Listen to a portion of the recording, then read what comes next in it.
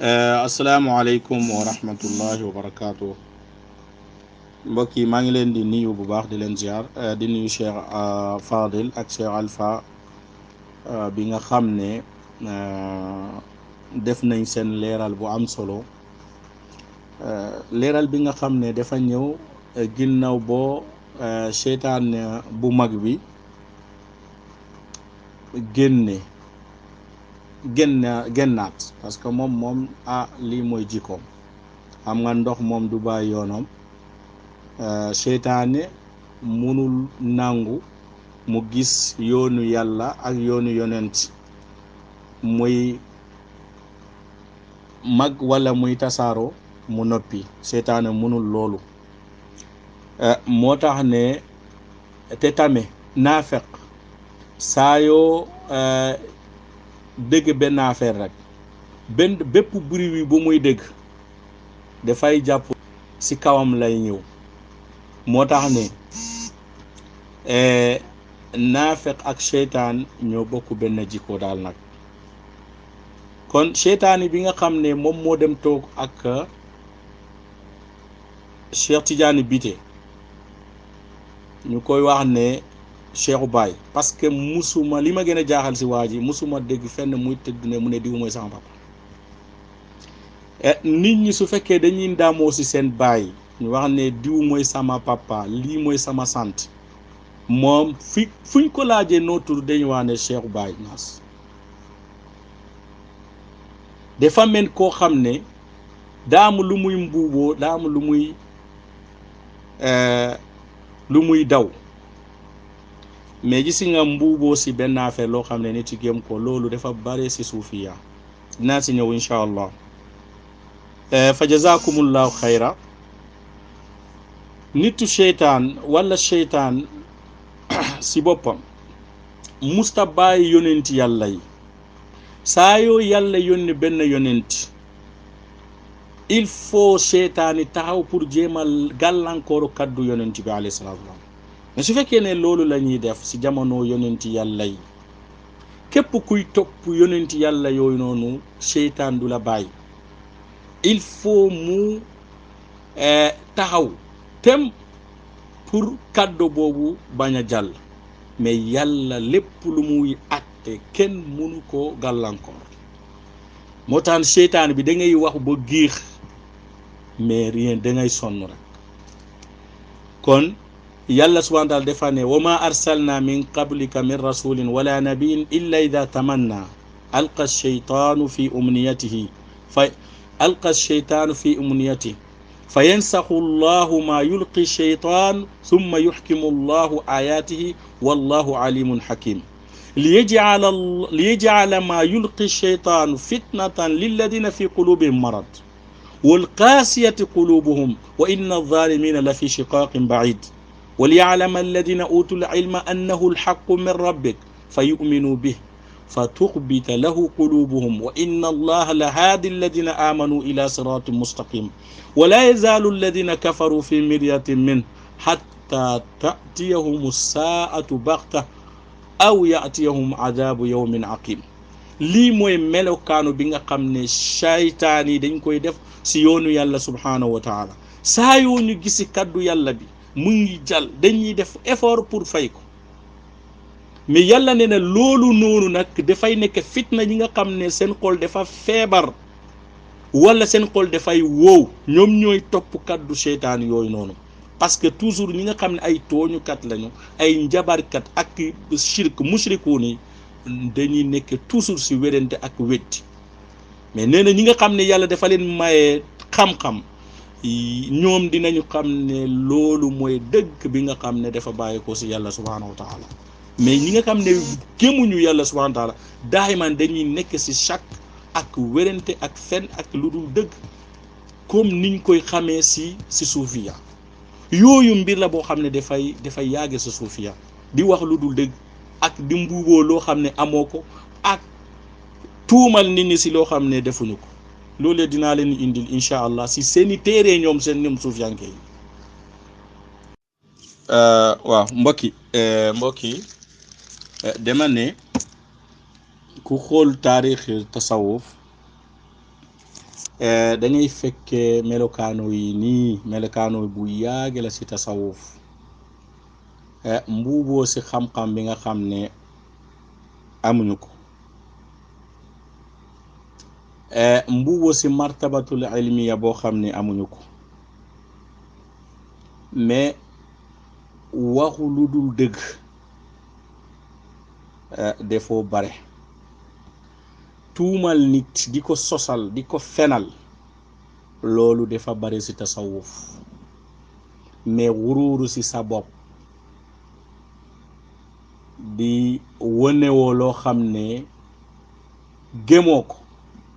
loolu dafa bare si tasawuf kon su fekkee ne tasawuf yi njëkk ñooy def loolu nag kon jomb na si tasawufu tey ñu def même chose soo demee si seen téere ñoom téere yi nga xam ne dañ kaa taalif nit na si ñoom da ngay fekk waxu yi nga xam ne moom laa lay wax nii masalan soo demee si ihya ulumi diin ñëpp xam nañ ne Ghazali moo ko def soo demee si rubu bi nga xam ne mooy muhlikaat indi na foofu benn baab boo xam ne mooy buntu bi nga xam ne dafay wan ñi nga xam ne ay magruuru lañu dem na ba muy ne bokk na si ñooñu noonu al mutasawifa mu ne al mutasawifa wa ma aghlaba ghurur alayhim وما أغلب الغرور عليهم والمغترون منهم فرق كثيرة لولو لا غزالي وخ بمتود منه ففرقة منهم وهم متصوفة أهل الزمان إلا من عصمه الله اغتروا بالزي والهيئة والمنطق فساعدوا الصادقين من الصوفية في زيهم وهيئتهم وفي ألفاظهم وفي آدابهم ومراسمهم واصطلاحاتهم وفي أحوالهم الظاهرة في السماء والرقص والطهارة والصلاة والجلوس يعني نينا نونو dañ doon mbuuboo sax si suufiya si loo xam ne dañuy nuróole suufiya fekkee ñoom duñu ay suufiyanke mu daal di indi waxu yu bare après mu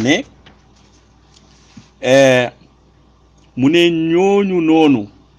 mu ne bal yatakaalabuuna ala alxaraami walshubuhaat wa amwaali salaatin wa yatanafasuuna fi lragiifi walfals walhabbat wa yataxaasaduuna ala alnaqiiri walqitmir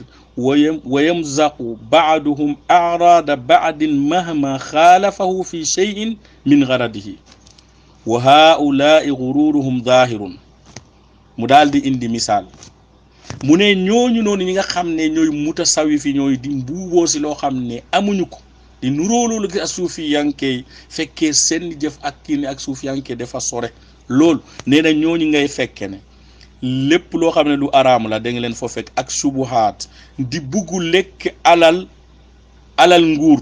fii la ñu gis kenn si ñoom mu jàkkaarloo ak président de la République mu ne ñun dañaa bëgg ngeen tabaxal ñu université suufiyanke loolu benn la mu ne da ngay fekkee ne ñu ngi xeccoo si sa mbuuru woowu ak xaalis seen mbir yëpp xaalis la ak xabba ñu ngi dem na sax ba mu ne dañuy yàqante parce que si loo xam ne lépp su fekkee ne sax dafa wuute ak moom yaani dañuy tuumalante su fekkee ne wuute nañ si benn masala yaakaar naa masala Idrissa Seck loolu benn la si loolu gis nañ fii ñi nga xam ne dañaa tuumala ay kilifa ñoom nen di tuumala ay kilifa njaalo naani sàngara lépp parce que lu tax dañaa wuute si benn masala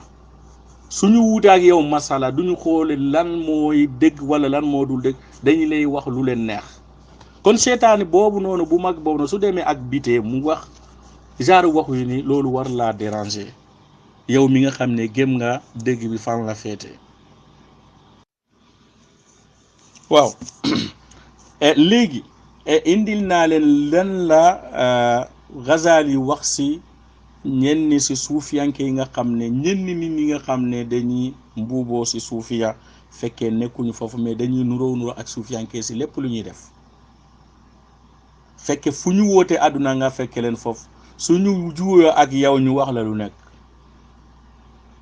kon loolu ngay gisee tey si terrain suufiyanke xam nga depuis jamono Ghazali loolu du léegi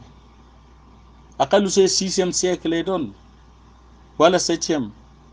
kon ñu xaare ñu ñëw tuuti jamono El Hadj Malick Sy rahimahullah lan la wax mu ne wa min a'zami al musiba fi hadha az-zaman al mutashayyikhuuna alladhina lam yablughu darajat al awam mu ne li gën a yéemu mu nekk musiba bu gën a mag mooy ñi nga xam ne amuñu sax ñi jànguñu sax ñoo leen tane seen ñi yéguñu sax martabatu ñi jàngul ñoom lañu jàpp def leen kilifa def leen cheikh si lan si tariqa wala si xam-xam fekkee sax loolu ñi martaba lu mu yore sax ñi duggul école wala ñi duggul sa daara pour jàng ñoo ko tane ñu jàpp ko mu nekk cheikh si ñoom fu mu jóg ñu ne cheikhu diw mu ngay fekke ne lépp lu muy wax du dëgg imma mu xam wala mu ñàkk ko xam mais parce que dañ ko jox martaba boo xam ne yéegu fo nit nag soo ko joxee martaba boo xam ne yéegu fo su ragalul yàlla bu boobaa musiba rek la koy jox ak ñi nga xam ne ñoo fa nekk. kon su fekkee El Hadj Malick moo nekk ne seen jamono loolu musiba la di joxe nit martaba si xam-xam ak kilifteef boo xam ne yéegu fa yoru ko yéeyow ko ñi jàngul sa ñoo ko tane di nga xam ne comme li ma la wax loolu lu yàgg la si suuf tasawuf kon du tey lii fi nekkee tey meññeenti la ñi fi nekkoon loolu nañ si bàyyi xel. voilà dégg ngeen li Ghazali wax si suufiyanke yi nga xam ne moo nekkoon si jamono moom nga dégg tamit lu El Hadj Malick Sy rahimahullah wax amaana nit ki mun na wax ne Ghazali waxam peut-être du Sénégal mais El Hadj Malick moom sénégalais la mais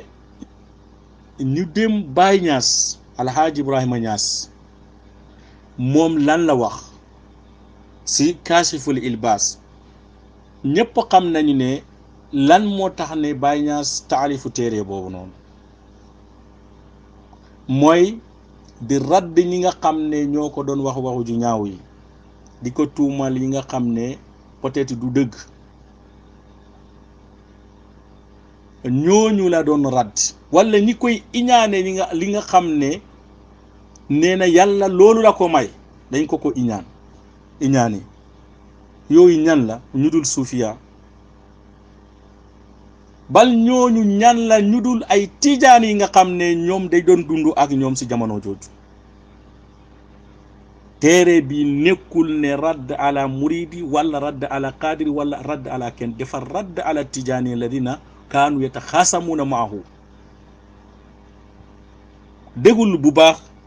Ibrahima Niass rahimahullah lan la wax si Kaasiful Ilbaas mu ne qad kasura fi hadihi albilad li kathrati aljahl walbilada walxasad walinaad al inkaaru ala ahli alfaydati attijaniya mu daal di wax ay wax mu ne fa tasaamamtu anhum maliyan wa in kaana ma ya'tuuna bihi shay'an firiya li kawni min jumlati xizbil alfayda nee na dëkk bi Sénégal lay wax la chaque nee na dëkk bi li si jaxalu bu bare réeru bu bare ak xamadi ju bare ak sànkote ju bare ak ñàkka personnalité ak ñàkka jom ak ak iñaan ak bañ a dëgg tax na ñu bare lu ñuy inkaar weddi si ñi nga xam ne ñoom la yàlla bokkal si ahlu fayda tijaaniya. nee na moom dafa yéexantu woon no si ñoom donte ne des fois dañ ko doon sosal di ko fenal parce que moom nekkoon na si xisib bi nga xam ne ñoo yore fayda tijaaniya bi. mu daal di wax yeneen i waxu yi su ngeen demee si Kaashiful Ilbaas da ngeen di fekk waxu yi nii. kon ñi nga xam ne ñoo wax yi nii surtout Baye Niass mi nii rahimahullah ñan lay wax mooy ay suufiyanke ñi nga xam ne moom ak ñoom ñoo bokk benn tariqa. su fekkee ne moom dafa saxal si jamonoom am na ñu ko doon sosal di ko waxu lu dul dégg mais tey su fekkee ne Boy Niass bi dafa dem si bite di sosal ahlu sunna wal jamaa kon dañuy wax ne loolu miraas la boo xam ne dafa ko dond. loolu ndond la boo xam ne da ko dondo ñu fi jiite woon comme sëriñam ni mu ko waxee si téereem bi Kaashiful Ilbaas nee na dañ ko doon sosal. kon su fekkee ne ñoom dañuy jàpp ne jamono bi nga xam ne mooy jamono kilifay su fekkee ne am na ñu doon sosal kon tey jomb nañu sos. su fekkee ne am na ñu doon tuumale nit ñi si jamono jooju kon tey jomb na ñuy sosal ay nit. moo tax ne moom jomb na ko mu ñëw waxu ju ñaaw si kilifa bi nga xam ne mun naa la wax ne kenn mësu ko wax waxu ju ñaaw lu dul nga nekk kaafir wala nga nekk zindiq wala nga nekk munaafiq wala koo xam ne li ngay wax xamoo ko wala da nga iñaan. kon loolu du loolu miraas la boo xam ne moom ñi ko jiitu ñoo nekkoon si loolu comme sëriñam Baye Niass si boppam nu mu ko waxee. kon loolu comme dina la leer li ma lay wax ne iñaan ak xamadi ak ñàkkaw waxu dëgg ak tuumal nitis lu mu deful loolu cosaan la si suufiya surtout suufiya Sénégal. loolu ku dem si Kaashiful Ilbaas te xam lu tax Baye Niass def Kaashiful Ilbaas tamit da ngay xam li ma lay wax mooy dëgg. léegi su fekkee ne yow xam nga ne bokk na ñenn si suufiya bu yàgg li nekk si seen jikko mooy mbuugoo si xam-xam boo xam ne amuñu ko, mooy jàpp ñenn ñi nga xam di seexuloo ñi nga xam ne amuñu sa xam-xam bal sa ñi jàngul ñoo leen tane comme El Hadj Malick Sy nu mu ko waxee, wala ñi nga xam ne suñu wuute ak yow di la sosal di la wax lu nekk comme Ghazali lu mu waxee ak comme nu Baye Niass wax ni ñu ko doon sosal ak ni ñu ko doon noo kii ak li muy wax ne jaxalu bu ju bare bi nga xam ne moo nekk si mujtama boobu noonu.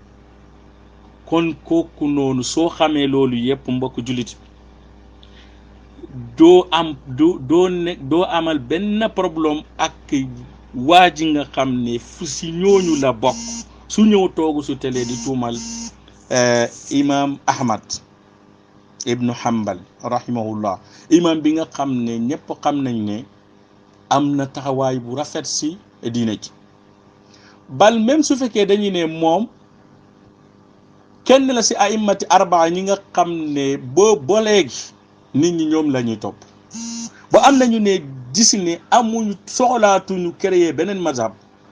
ñeenti yooyu doy nañu. kon foofu nga war a xam ne kon munoo am kilifa bu tollu ak kooku, parce que kilifa boo munta am tey nga ne moom ngay défendre su dollewul si Malik kenn si ñetti yooyu lay delloo si wàllu mazahibul fiqhiya. kon yaakaar naa ne su fekkee ne ñi ngay jàkkaarloo xam nañu dara dinañ xam ne kon tey saag nga lislaam, parce que amoo benn kilifa bu nekk àdduna buy tolloo imam Ahmad. loolu man maa la ko wax tey, amul benn kilifa bi nga am tey si bi nga xam ne ñoom ngay défendre ku tolloo ak imam Ahmad wala ku tolloo ak doomu imam Ahmad, abadan loolu mënoo ko am. même su fekkee da ngay waxoo dëgg, même su fekkee dañ ko waxoo dëgg, parce que toujours seen jikko loolu bokk na si di mbuuboo si li nga xam ne amoo leen ko di wax lu dul dëgg. gis nga su fekkee ne nit day taxaw mu ne Imam Ahmad moo njëkkee takfir ay nit wala ku def li yow kaafir nga mais yow jaahili nga. yow da nga xam ne Imam Ahmad est-ce que musu nga gisi kenn ñu ne diw de gente nag yonent yàlla waxuma la yonent yàlla la gente muy waxante ak moom. man de Imam Ahmad laa njëkke gisi ñu ne moom moo ko def ban téere moo ko indi mooy Imam Ghazali. soo demee si téere Ghazali da ngay fekkee loolu foofu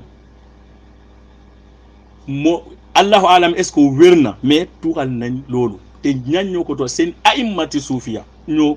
wax waaw jooju kon kooku dañ ko war a jox cer mais gis nga seytaan mënul joxe nit ku baax cer seytaan toujours dañ koy fekke muy waxu ju ñaaw si ñu baax yi di tagg ñu bon yi. fii la taxaw ñu ne mu ne moom politique référence am mooy Nelson Mandela ak Thomas Sankara ñaar yëpp ay kuffaar lañu. Thomas Sankara sax loolu sax peut-être ku ko xam mun nga ko layoo mais Mandela kan mooy Mandela ba nit mun a jàpp ne man sama référence politique Mandela la. c'est vrai ku Imam Ahmad nekkul sa référence Mandela dina nekk sa référence waaw imma nga nekk ma ahlil haq am ma ahlil batil wal kufr loolu kese la munoo am daag leneen seytaan ak nit seytaane rek la mun a ànd mais seytaane fu nit lu baax nag day daal di daw jóge foofu. dinaa lay indi li nga xam ne ay wax yi nga pour wane la ne li nga waxoo dëgg dina Imam Ahmad moo njëkk wax ku def lii de nekkoo jullit wala yeefeer nga. ñoom mbokk yi def nañu wax ju am solo mais dama leen yambaas rek si wax ji pour wane la ne ak wane ñu baax yi borom xel yi dine yow lépp li ngay wax guddaag ba ca fene rek la. léegi pour ngeen xam ne waa ji du waxukati dëgg c'est-à-dire waa ji dafa am benn système bu muy doxal mooy système Brahmatiya mooy bi nga xam ne système bi nga xam ne moom la William James indi Amérique dine nit lépp looy xool sa intérêt ngay xool dootoo xoole wasila moom la gars yi istimbaar ne algaayatu barirul wasila su fekkee ne man xam naa ne sama intérêt moo nekk pour waxu nangam même su fekkee loolu du dëgg man loolu dama ko war a def. moom intérêt mooy tey mu jàkkaarloo ak sénégalais pour fay sunna wala yastati hada abadan mais nit ku nekk li nga am nga mun a dépenser moom loolu la am pour xeex diine bi xeexe na ko melokaanu yëpp mais comme dañ ko woo pour mu ñëw wax pour défendre moom lu mu bëgg léegi moom dootul xool ne lu muy wax ndax dëgg la wala du dëgg mais moom intérêt bu muy wax noonu d'abord mu yore micro wala wan ne sénégalais ne ñii du ñu baax loolu mooy intérêt am su amee loolu rek jeex na moom dootul xool ne ndax lii wér na wala wérul parce que bitee bi nga xam ne moom la jàkkaarloo kooku du vérifier lu muy wax moo tax ne moom day xool ne intérêt mooy mu wax rek kooku du jikkoo jullit loolu du jikkoo jullit balaa muy wax dafay xam d'abord parce que jullit day ruus nga wax loo xam ne du doon dégg. Abu Sufyan moo tax ma ne jamono ba mu nekk yeefeer moo tane Baye Niass ak ñu mel noonu parce que Abu Sufyan jamono bi nga xam ne yeefeer la woon dañ ko laajee yonent bi alayhi salaatu wasalaam mais dafa ruus keroo lépp lu mu wax ne keroo arrangé wu ko mais lu baax rek la waxoon si yonent bi alayhi salaatu wasalaam parce que ñemewul wax keroo loo xam ne du dëgg mu ne nit ñi di jëli benn wax mu ne waxu ko su fekkee ne yeefeer mooy bañ a def loolu kooku moo tax ne jullit bi nga xam ne day fen ngir mu am lu mu bëgg moo tax ne jare na ko mu ñëw di taxaw mu ne Imam Ahmad moo njëkkee def nangam gëstuwul jéemawul gëstu sax wala su gëstoo tamit xam na ne lu mu waxul dëgg mais ñun ñëpp xam nañ ne kan moo njëkk wax ne ku deful nangam yéefeer nga. dinaa leen ko indi incha allah. léegi kan moo njëkk wax ne ku deful nangam wala ku defu nangam da nga génne lislaam wala kaafir nga. julli ñi nag fekke nañ seen téere borom bi subhanahu wa taala mu nekk waxu yàlla subhanahu wa taala bi nga xam ne moo ko wax jibril dégg ko mu del daal di jotale ko si yonent bi alayhi salaatu wassalaam. yonent bi daal di ko jàng si saxaaba yi dégg ko kulluha bi sawti wa xarf. mu ne wa man lam yaxkum bima anzala allahu fa ulaika humul kafirun. képp ku attewul lu yàlla wàcce ñoom ñoo nekk yeefeer. lii waxu yàlla la subhanahu wa taala. kon kan mooy ñëw toog di ñemee yàlla mu ne imam ahmad moo njëkk waxu nangam. fekkee alquran même su fekkee ne gisuñu kenn diggante imam ahmad ak loolu, léegi lan moo tax ne imam ahmadu mënul am sañ di wax loo xam ne loolu la yàlla wax. léegi loolu mooy alquran. ñu dem si sunna si yonent bi alayhi salaatu wa salaam ñaata xadis mooy ñëw yonent di wax ne ku def lii kaafir. al ahadu alladi baynana wa baynahum as-salaat fa man tarakaha faqad kafar. yooyu ay ahadis la yu bare. sibaabul muslimu fusuqun wa qitaaluhu kufr. yonent bi alayhi salaam nee na li nga xam ne moo nekk diggante jullit ak kufur keefeer mooy sala julli. su bàyyee julli nekk na yeefeer. loolu waxu yonent bi la alayhi salaatu wasalaam. yonent bi alayhi salaam nee na képp ku xeex moromu jullit nee na loolu kufur la, loolu aw keefeer la, di xeexi jullit. donc hadis yi ñëw si buntu bi dafa bare. yonent bi alayhi salaatu salaam benn jour mu doon nekk si tukki ñu fanaan mu taw. yonent daal di wax ne nit ñi naan ñaari façon la ñuy yeewu tey. képp ku ne taw bi ndogal yàlla la subhanahu wa taala, loo kooku dafa gëm yàlla ak yonentam, wala dafa gëm yàlla weddi biddiw. mais képp ku ne biddiw sàngam wala nangam sàngam moo tax ne taw bi ñëw, nee na kooku dafa weddi yàlla, fa huwa kaafirun bi. loolu hadisu qudsi la boo xam ne loolu ñu bare xam nañ hadis bi. kon ñaata hadis moo ñëw bii waxu yi nii. su fekkee ne ñeme yàlla tax na ne muy yóbbu seytaani boobu noonu muy wax ne imam ahmadu moo njëkk waxu ji ni, loolu day nekk mbir mu yéem si ñi nga xam ne xamuñu ko. mais ñun ñi nga xam ne xam nañ ko, alhamdulillah rabbil alamin, ñun dinañ xam ne mu ngi si yoonu seytaan, mais mu ngi si yoonu maamam yi. ñi nga xam ne ñoom ay abdullah ibn saba ak ñeneen ñi nga xam ne lu ñu gise si lu baax ñu weddi ko, ak ñoom gold zayer ñi nga xam ne ay mustashirikun yi kibaar lañu, seen tànk la nekk. ak rafidin yu ngandi yooyu noonu yi nga xam ne dem ay xumeeni ay maamam yooyu nga xam ne seen yoonu la nekk. kon loolu waxu ji ni du ñu yéem, day yéem ñi nga xam ne xamuñu ko. kon pour wane leen ne waa ji lépp lu mu wax gudd ak bëccëg lépp fen la, dara du si dégg, wallahu almustaan. léegi xam nga moom defa ne imam ahmad moo indi fikra boobu. après jamono dem ñoom xawma abu yaala ba muy ñëw mu ne ñoom barbahari, allahu almustaan. léegi comme xam ngeen ne alquran indil na, sunna si yonent bi tamit indil na. léegi man dinaa leen indil ñi nga xam ne ñun ni ñoo xam ne ñoo jiite imam ahmad, wala ñu nekk si jamonoom ñi nga xam ne kenn xamul leen ñoom ay tullaabu imam ahmad lañu, pour wan ni leen ne waa ji lu mu wax waxul dëgg. gis nga soo demee si téere bi nga xam ne mooy xalqu afaalil ibad wa radd ala al jahmiya wa ashaabi taatil lil imam Muhammad ibn Ismail al Bukhari rahimahullah da ngay fekk waxu yi nga xam ne moom laa lay indi nii bi idnillahi taala. waxu bu njëkk bi Saïd ibn Amir dafa génne àdduna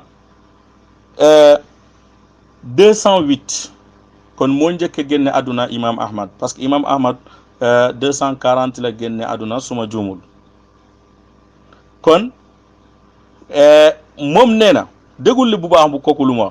mu ne aljahmiyatu charrun qawlan min al yahud wa nasara. nee na jahmiya seen waxu moo génne danger ko waxu yahudi ak nasara. lu tax parce que nee na qad jamaatil yahud wa nasara wa ahlul adyan anna allah tabaraka wa taala ala al arsh wa hum qaalu laysa ala al arsh shay. parce que nee na àdduna diine borom diine yépp dañoo dépone yàlla si arsh la nekk, ñoom ñu daal di wax ne yàlla nekkul si kaw arsh. kon su fekkee ne moom nee na waxam kooku moo gën a dansé waxu yahudi, war nga xam ne kon waxu bi ñuy wax noonu loolu waxu keefeer la.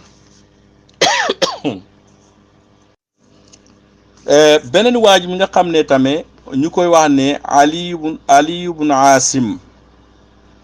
ibn Asim moom mu ngi génne àdduna 201 ba léegi moom moo jiitu faatu imam Ahmad rahimahullah. moom nee na ma alladina qaalu inna lillahi waladan akfara min alladina qaalu inna allaha la yatakallam. nee na ñi nga xam ne ñu ne yàlla am na doom, ñoom seen weddi yàlla gënulu ëpp ñi nga xam ne yàlla daal du wax. ça veut dire que yahudi yi nga xam ne moom nasara yi nga xam ne nee na yàlla am na doom wala iyaadu billah, seen waxu jooju noonu keefeer la. ku ko wax da ngay génne l'islam. mais nee na waxu jooju noonu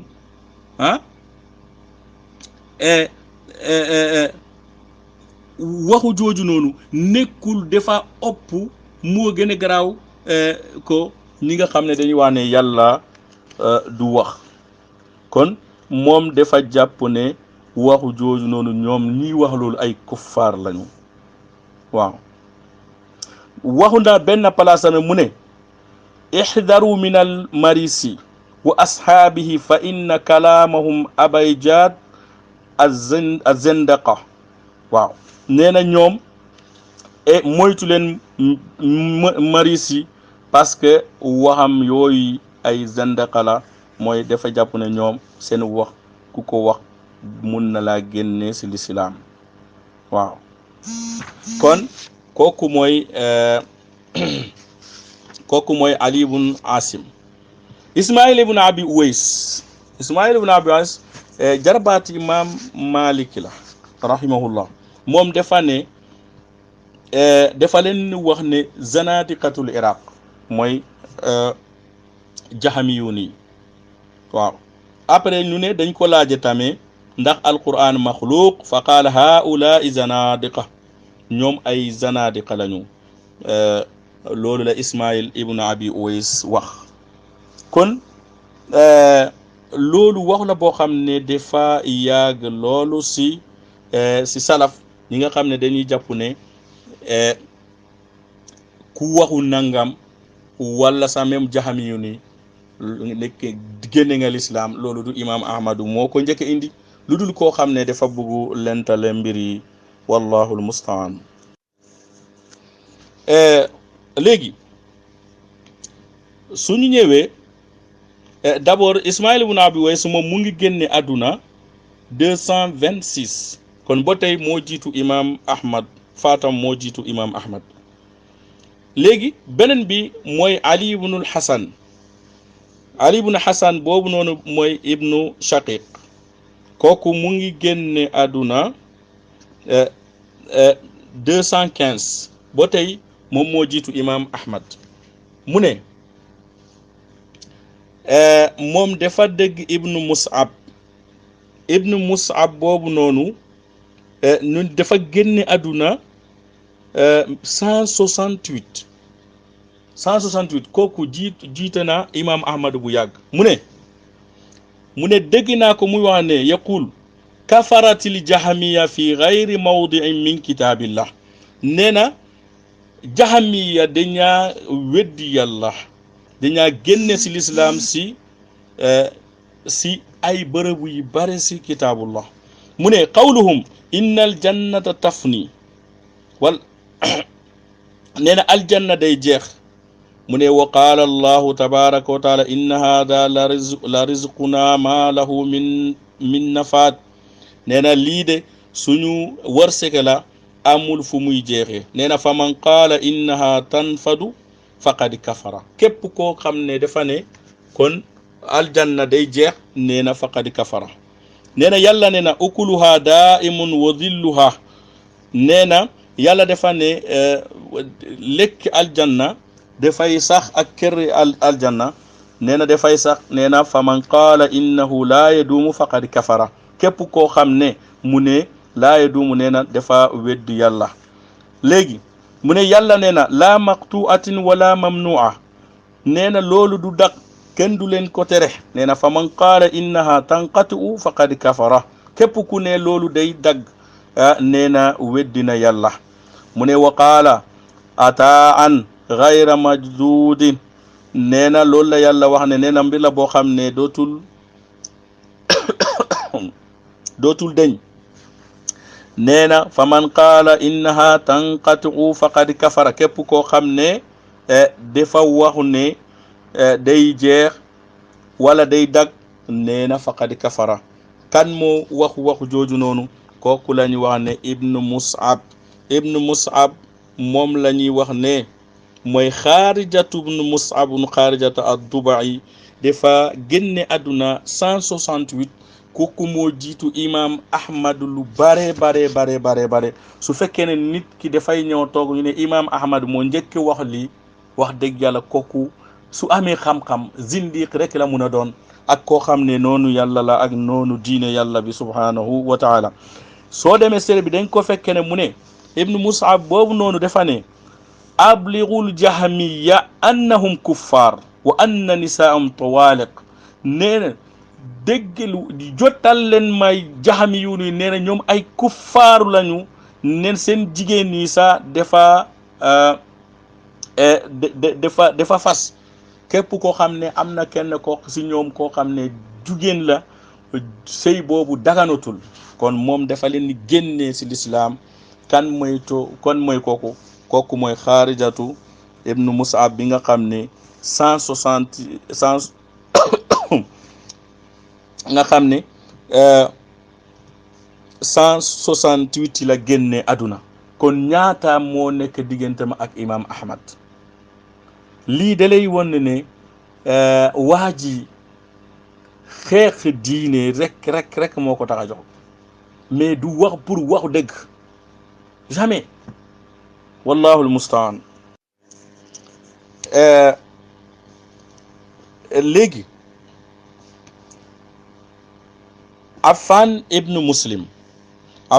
Muslim bi nga xam ne ñu ne dafa génn àdduna si jamono 219 wala baadahu bi qalil kooku nee na man qaala qul huwa allahu ahad maxluqun fa huwa kaafir képp koo xam ne danga ne qul huwa allahu ahad bi nga xam ne moom wax yàlla subhanahu wa taala la nee na loolu su fekkee ne ku ne kooku loolu mbindeef la nee na kooku kaafir yaa ngi gis ne kii moo jiitu wafaatam moo jiitu imam ahmad même su fekkee ne dañaa jamonoonte kon kuy wax ne imam ahmad moo njëkki zaaru wax yoo noonu da nga xamul li ngay wax wala nga nekk zindiq boo xam ne da ngay bëgg yàq diine bi ñu ñëw si morom maas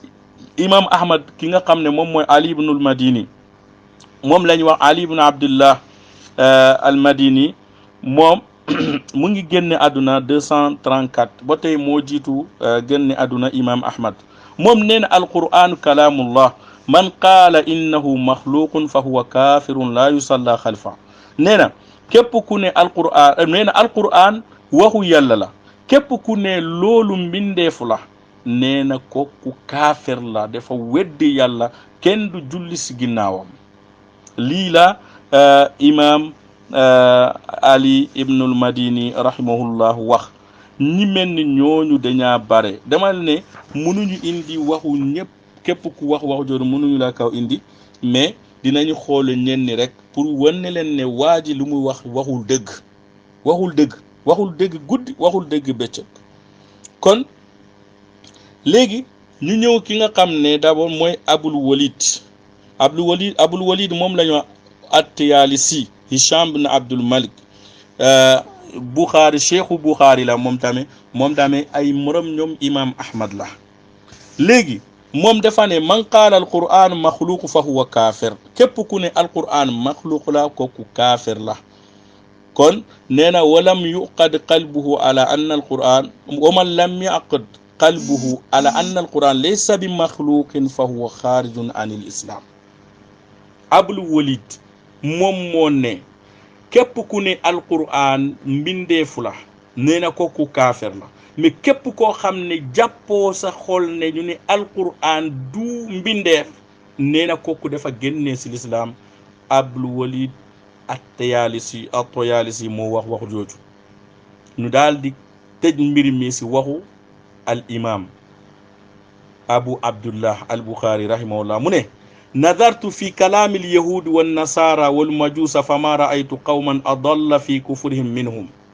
wa inni la astajhalu man la yukaffiruhum illa man la yaarifu kufrahum.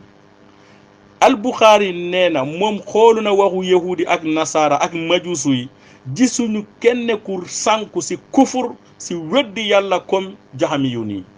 nee na képp moom nag dafay jàpp ne nit ki jaahil la képp koo xam ne du leen ne takfir war xanaa nga bañ a xam seen kufur. lii la imam al bukhari wax génnaw ba mu tuxalee waxuy borom xam-xam yi ñi nga xam ne ñoo jiitu imam ahmad rahimahullah. kon waa ji li muy wax dara du si dëgg. imam ahmad su waxee loolu am na ñu ko jiitu wax nañu wax jooju du moom moo ko njëkke wax bal alquran moo si jiitu hadis yonent yi moo si jiitu. su fekkee ne yàkkamtewuñu woon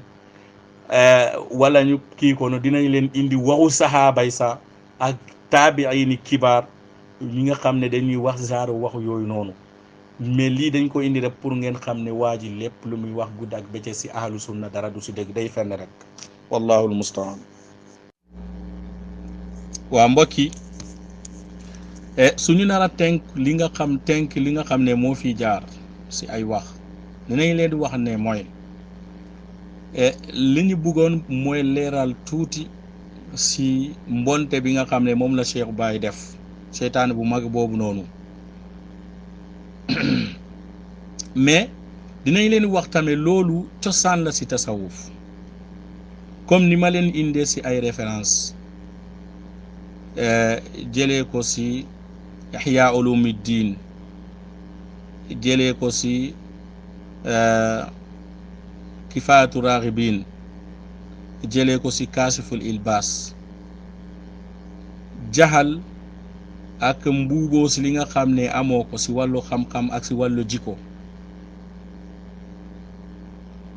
nuroo ak ñi baax yi fekkee baaxoo yaa gën a bon si àdduna loolu si tasawuf la gën a baaxee comme Ghazali yi nu mu ko waxee. mais jàpp juhaal ak ñu amul xam-xam ni jàngul jàpp leen ne jiital leen ne def leen cheikh loolu si ñoom la gën a baaxee comme alhaaj Malik si rahimahullah nu mu ko waxee. mais tamit sosal nit ngir da nga wuute ak moom iñaane ko bañ ko mais jaxalu si boppam mooy xamadi ak ñàkk a xam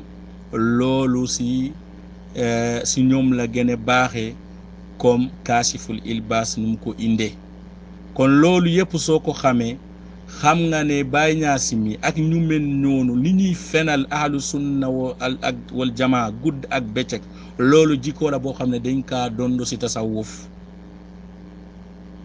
il faut ngeen xam loolu comme seen téere nuñ ko saxle li ma leen di wax ni képp ku dem si téere yooyu noonu da ngay fekkee foofu te képp ku xam tasawuf nga xam ne loolu lu sax la si ñoom. barki Dembo Njaay lañu gis ñu ngi saagante ndey ñoom nen ne tasawuf bal di tuumale ay kilifa njaaloo ak sàngara si ak rëy nit gis nañ bal yéeferloo ay nit loolu yëpp gis nañ ko parce que lu tax dañaa wuute si benn politicien. gis nañ fii ñi nga xam ne dañaa doon wuute ñoom tasawufu ñu wuute kan moo war a doon diw comme Ghazali nu mu waxee da ngay gis ne ñuy xeccoo si mbur bu wow sax da ngay leen gis ñu koy xeccoo ñu gisi ñooñu noonu ba ñu taxaw di wax ne diw doo bàyyi diw jurul sa baay loolu yëpp gis nañ ko. kon ñooñu noonu su fekkee ñoom ñooy ñëw taxaw di la wax ne di la tuumal say cheikh di la tuumal ay jikko yoo xam ne defoo ko wax dëgg yàlla loolu warul laa metti loolu jikko la boo xam ne dafa nekk si ñoom noo xaritoo ak ñoom bés bu ngeen wuutee ñu tuumale loo xam ne defoo ko si nga koy fekk di mbuuboo si lu mu amul si wàllu xam-xam ak si jikko wala tuumal nit si lu mu deful di ko sosal di ko jéem a yàqal soo demee seen téere yi da ngay fekke ñu ngi waxtaane si loolu parce que loolu jikko la boo xam ne dafa nekk si ñoom. nasalla salamata wal afiya walhamdulillahi rabbil alamin ala sunnah.